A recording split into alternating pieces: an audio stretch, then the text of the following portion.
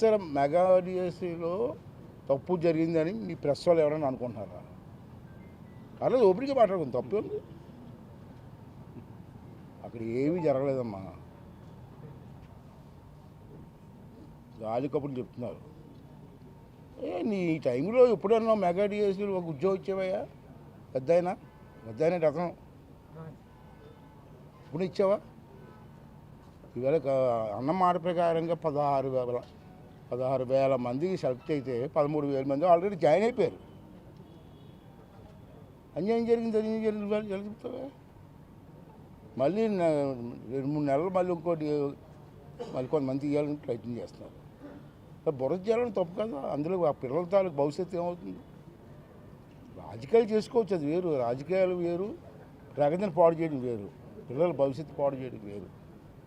ఏ రాజకీయ నాయకులు చేయకూడదు, ఏ పార్టీ కూడా చేయకూడదు. కానీ కావాలంటే సపోర్ట్ చేయి మంచి పనికి. నీకు ఇష్టం లేదు కామ్గా ఉండు. నేను ఒకటే అడుగుతున్నానండి, చిన్న క్వశ్చన్, ఎక్కువ మాట్లాడద్దు దీన్ని పెద్దగా మాట్లాడడం కూడా అనవసరం నా దృష్టిలో. పనికిమాల ఇష్యూని ఎక్కువ మాట్లాడడం కూడా తప్పు మాట్లాడటం. రేపు 17వ తారీఖు నుంచి అసెంబ్లీ ఉంది. మీరందరూ వచ్చి ఇదే ఇష్యూని అసెంబ్లీలో అడగండి. అదే అసెంబ్లీలో ఎడ్యుకేషన్ మినిస్టర్కి సమాధానం చెప్తారు కదా. అసెంబ్లీ సాక్షిగా వరల్డ్ మొత్తం టీవీలో చూస్తారు కదా. రండి, ఇప్పుడు అసెంబ్లీకి రండి. నేను మీ ద్వారా వెల్కమ్ చేస్తాను. జగన్మోహన్ రెడ్డి గారు, మీరు మీ బ్యాచ్ రండి అసెంబ్లీకి. ఇదే ఇష్యూని అసెంబ్లీలో మాట్లాడండి. దానికి మంత్రి గారి సమాధానం ఇవ్వమని చెప్పి నేను చెప్తాను. నేను ఆర్డర్ వేస్తాను యాజ్ స్పీకర్గా. మంత్రి గారు సమాధానం చెప్తారు. దానికి సాటిస్ఫై అవ్వకపోతే అప్పుడు చూద్దాం. అడగకుండా అసెంబ్లీకి రాకుండా మాట్లాడకుండా బయటికి గెంతుతాను. ఆ చెట్టు మించి చెట్టు మీదకి అని చెప్పి చిన్నపిల్లలు మారాయించడం ఒకటే. మళ్ళీ నిన్న చూశారు, ప్రతిపక్ష నాయకుడు హోదా ఇస్తేనే వస్తాడట. ఎవడిస్తాడు ప్రతిపక్ష నాయకుడు హోదా? స్పీకర్ అంటున్నావు, స్పీకర్ అవ్వచ్చు అంటున్నావు. నాకు అధికారం నాకు లేదు. సర్టన్ నెంబర్ ఉండాలా, టోటల్ నెంబర్లో సర్టన్ నెంబర్ ఉండాలి. ఆ నెంబర్ ఉన్నప్పుడే ప్రతిపక్ష నాయకుడు హోదా వస్తుంది. నీకు ఆ నెంబర్ లేదు, కర్మ కాలిపోయి ఏం చేస్తాం మనం? ఏం చేద్దాం? ఏం చేయగలం? నా చేతుల్లో ఏం లేదు. మీరు ఇవ్వచ్చు అంటాడు, నేను ఎక్కడ ఇస్తాను? అసెంబ్లీకి రాకుండా చెప్పండి, న్యాయంగా చెప్పండి. పార్టీలు వద్దు, పార్టీలు ఎప్పుడు పార్టీలు ఏమున్నాయి లేదా రాజకీయాలు. ఇప్పుడు మీరందరూ పనిచేస్తున్నారు కదా, కొంతమంది ఫ్యాక్టరీలో పనిచేస్తారు కదా. ఉద్యోగం చేయకుండా, ఉద్యోగానికి వెళ్ళకుండా, డ్యూటీకి వెళ్ళకుండా జీతాలు తీసుకోవడం కరెక్టా కాదా? ఇప్పుడు ఎమ్మెల్యేలు మేము ఉన్నాం, ఎమ్మెల్యేలు గెలిచాం, మాకు నెలకి జీతాలు వస్తాయి. ఎందుకు ఇస్తారు జీతాలు? మాకు ఏదో సేవ చేస్తున్నారు ప్రజలకి, ఖర్చులు, దారి ఖర్చులు, ఈ ఖర్చులు ఉంటాయని చెప్పి జీతాలు ఇస్తారు మాకు. నువ్వు అసెంబ్లీకి రాకుండా జీతం ఎలా తీసుకుంటావు ఎమ్మెల్యేగా? అసెంబ్లీకి రాలేదు ఇప్పుడు కొంచెం ఒక్కరోజు రాలేదు, కానీ జీతాలు తీసుకున్నావు. ప్రతి నెల జీతాలు తీసుకుంటున్నారు. అసెంబ్లీలో ఉన్న సిట్టింగ్ ఛార్జెస్ ఉంటాయి మాకు రోజుకి ఎంతనే, అవి కూడా తీసుకుంటున్నావు. నువ్వు అసెంబ్లీకే రాకుండా, సీట్లో కూర్చోకుండా సిట్టింగ్ ఛార్జెస్ ఎట్లా తీసుకుంటావు?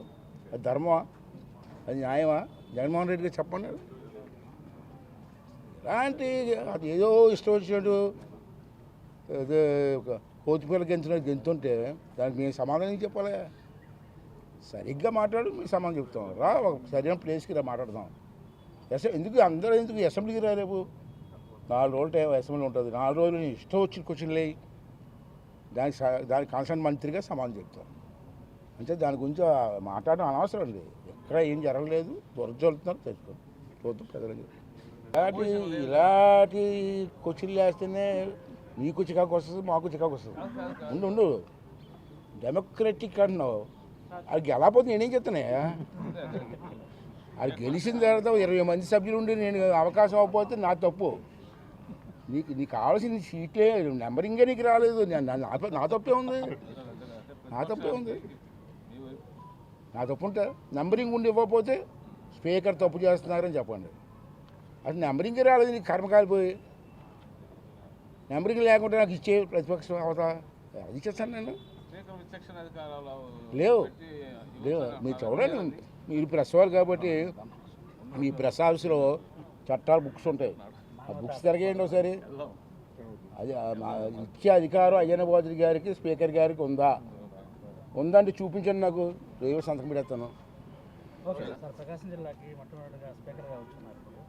మీ అభిమాన నటులు ఎన్టీఆర్ గారిది అండ్ మీ పాత మిత్రులు రామచంద్ర ఆడిన గారు విగ్రహావిష్కరణకు వస్తున్నారు. మీకు ఎట్లా అనిపిస్తుంది? ఇంకా రోజులు గోల్డెన్ డేస్ అండి. పెద్ద ఆయన ఎన్టీ రామారావు గారితో పనిచేయడమే నా పూర్వజన్మ సుకృతం. పెద్ద ఆయన దగ్గరతో పనిచేయడం అంటే ఎంత అదృష్టం. రామారావు గారు అంటే ఆర్డినరీ పర్సన్ కాదు, అది నా దృష్టిలో మహానుభావుడు, కారణ జన్ముడు. నా రాజకీయ జీవితం ఎంట్రీ అతనే ఇచ్చారు నాకు 83లో. అప్పుడు నా వయసు 24 సంవత్సరాలు, దగ్గర 25కి వస్తున్నాం. నాకు పిలిపించి ఎమ్మెల్యే పోటీ చేయమన్నారు. అంటే సరే సార్ అన్నాను. రామారావు గారు భక్తులుగా మేము అని, నీ వయసు ఎంత అన్నారు. 24 సంవత్సరాల 9 నెలలు ఎంత ఉంటాయి సార్ అన్నాను. అరే 20 సంవత్సరాలు అవ్వలేదే, టికెట్ ఇస్తాను అన్నారు. సరే ఇక 3 నెలలు టైం ఉంది సార్, 25 వచ్చేస్తాను, నాకు ఇచ్చేయండి సార్ అన్నాను. ఇస్తే 83లో గెలిచాం. అప్పటి నుంచి కూడా కంటిన్యూగా గెలుచుకొస్తాను. 7 సార్లు ఎమ్మెల్యే అయినా, ఒకసారి ఎంపీ చేశాను, మినిస్టర్ కూడా 7 సార్లు ఇచ్చారు నాకు. ఎన్టీ రామారావు గారి టైంలో 87లో మినిస్టర్ ఇచ్చారు నాకు. అప్పుడు నా వయసు 27 సంవత్సరాలు. First minister, technical education, youngest minister in India. ఇండియాలో యంగెస్ట్ మినిస్టర్ నేనే ఆ రోజులో. ఆ అదృష్టం ఎక్కడో పల్లెటూరులో పుట్టినోడికి, మారుమూల గ్రామాల్లో పుట్టినోడికి అంత అదృష్టం వచ్చిందంటే మహానుభావుడు కదండి. మరి ఇవాళ మీ ముందు నుంచి మాట్లాడే అవకాశం నాకు వచ్చిందంటే బికాస్ ఆఫ్ ఎన్టీ రామారావు. అంతేదా రామారావు గారితో ఇంకోళ్ళు ఎవరు పోల్చొద్దండి. భారతదేశంలో రామారావు గారితో ఇంకోళ్ళని పోల్చే వ్యక్తులు లేరండి నా దృష్టిలో. దానికి మీరు ఏమంటారు అనుకోండి, మీకు లైఫ్ ఇచ్చారు కాబట్టి అంటే అది వేరు. అతను ఆలోచన అద్భుతంగా. సీఎంగా కూడా అతను తీసుకున్న నిర్ణయాలు ఒకసారి మీకు తెలుసు, కుర్రోళ్ళకి తెలియపోవచ్చు, కానీ అతను సీఎంగా ఉన్నప్పుడు అతను తీసుకున్న నిర్ణయాలు చూడండి. ఉండడానికి ఇల్లు, తినడానికి తిండి, పట్టుకోవడానికి బట్ట, అటువంటి కార్యక్రమాలు, వినూతన కార్యక్రమాలు తీసుకెళ్ళి జనాల్లోకి తీసుకెళ్ళిన మహానుభావుడు ఎన్టీ రామారావు గారు. అటువంటి పార్టీలో ఉండడం మా అదృష్టం, అటువంటి పార్టీలో పనిచేయడం మా అదృష్టం. అటువంటి పార్టీ కోసం అవసరమైతే త్యాగాలు చేయడానికి కూడా మేము అంతకు సిద్ధంగా ఉంటామని చెప్పి సందర్భం చేస్తున్నాం. మహానుభావుడు, అతని నీళ్ళలో, అతని ఆశీర్వాదంలో ఈ స్థాయికి వచ్చారంటే బికాస్ ఆఫ్ ఎన్టీ రామారావు.